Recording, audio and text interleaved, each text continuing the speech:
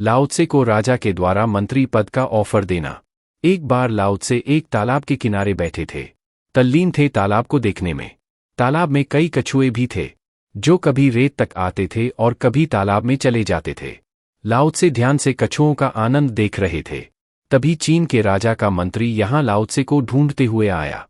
उसने लाओ त्से से कहा कि आप राजा के प्रमुख सलाहकार बनना स्वीकार्य क्यों नहीं कर लेते हैं? आप पहले भी कई बार राजा का यह निमंत्रण ठुकरा चुके हैं। राजा का प्रमुख सलाहकार एक तरह से राजा ही होता है। देश में आपका बड़ा सम्मान बढ़ जाएगा। देश का बच्चा बच्चा आपको पहचानने लग जाएगा। आप जीवन भर राजसी ठाठ से रहेंगे। राजा ने आज मुझे खास हिदायत देकर भेजा है कि मैं आपको लिए बगैर वापस न आऊं। मैं आपको समझाने आया हूं। मंत्री ने कहा, मैं प्रस्ताव को ठुकराने का कोई भी उचित कारण नहीं देखता हूं। कृपया आप यह प्रस्ताव स्वीकार लें। लाओ त्से ने मंत्री से कहा, आप यह कछुए देख रहे हैं, कितनी मस्ती से खेल रहे हैं। यह सब कितनी स्वतंत्रता से विचरण कर रहे हैं। आप इनमें से किसी एक कछुए को मना लाएं कि आप इनको राजमहल ले जाएंगे। उसे पूरा सोने का बना देंगे।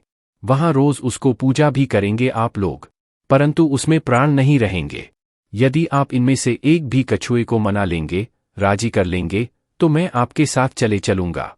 मंत्री तुरंत लाओ त्से की बात समझ गया। मुंह नीचा कर चल पड़ा वह वापस राजमहल की तरफ। आज फिर लाओ त्से को वह अपने साथ नहीं ले जा सका। शेर कम खाना पसंद करेगा।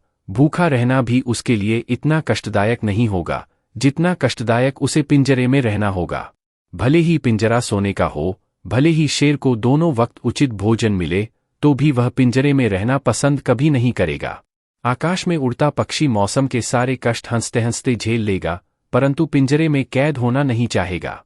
जहां भी चेतना का थोड़ा सा भी विकास है, वहां स्वतंत्रता हो, आनंद है। मनुष्य आनंद से तभी रह सकता है जब वह पूर्ण स्वतंत्र हो, क्योंकि स्वतंत्रता मनुष्य चेतना की अंतिम ऊंचाई है।